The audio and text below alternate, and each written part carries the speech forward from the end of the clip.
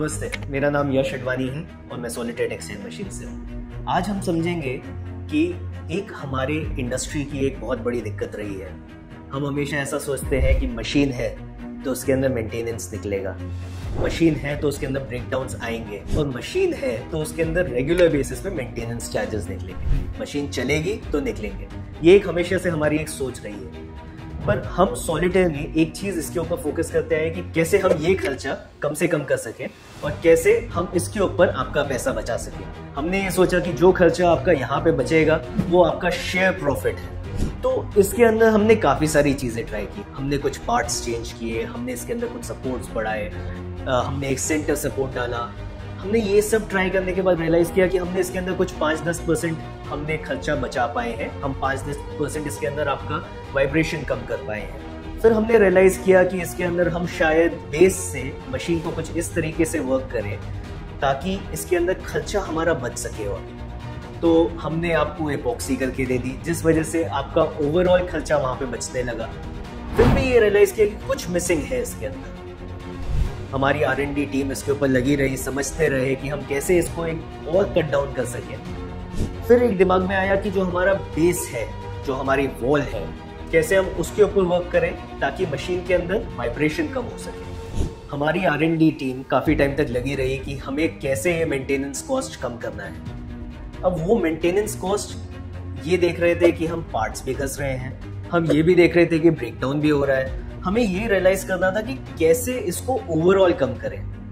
तो एक फैक्टर आया है इसके अंदर कि मशीन के अंदर जब वाइब्रेशन होता है, मशीन जब चलती है तब उसमें जो वाइब्रेशन होता है उसकी वजह से हमारे पार्ट्स भी घसते हैं, उसके वजह से हमारे वाट ब्रेकेजेस भी बढ़ते हैं, उस वजह से हमारे वेव ब्रेकेजेस भी बढ़ते हैं। तो एक ये कंक्लूजन पे हम आए कि वाइब्रेशन जैसे कम होगा, हमारे ये सारे फैक्टर्स हम इसको कंट्रोल कर पाएंगे।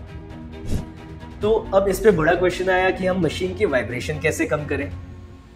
अब इसके ऊपर हमारी R&D टीम लगी रही कि कैसे उसको हम कट डाउन कर सके, कैसे हम उसके अंदर कम कर सके। हमने इसके अंदर एक सेंटर सपोर्ट प्रोवाइड किया। सेंटर सपोर्ट जैसे ही आया उसके अंदर हमने देखा कि 7 से 10% वाइब्रेशन कम हो गई।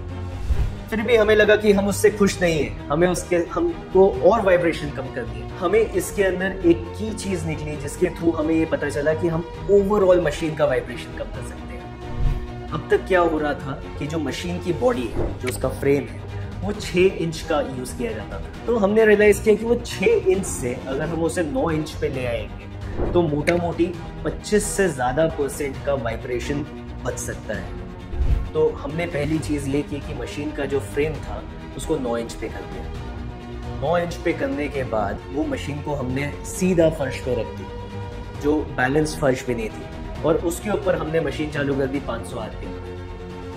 ये करते से ही हमने नोटिस किया कि मशीन के अंदर वाइब्रेशन ही नहीं है। और यही चीज़ हमने अल्टीमा 909 में डाल दी, जो 9 इंच का फ्रेम सेट किया।